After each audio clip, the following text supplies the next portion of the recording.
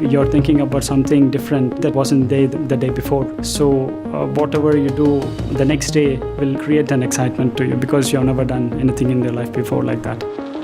My name is Rajeesh Mohandas. I'm from Interior System and Technology. I'm a senior designer. I work on the future concepts and the transportation.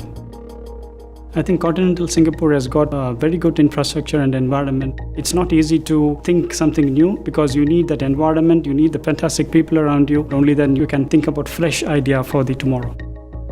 One of the projects that I've done was a B. B stands for Balance, Economy and Ecology, joint collaboration between Singapore and Frankfurt. It was the visionary concept for how robotaxi would look like in the future. The project is in a virtual reality phase at this moment. We have a setup all together in Singapore.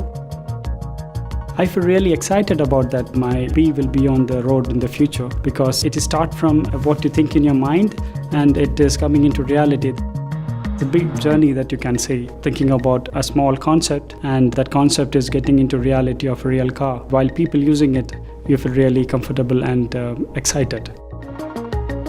There's a lot of opportunities in Continental to make your thoughts and your ideas into reality. That's really possible.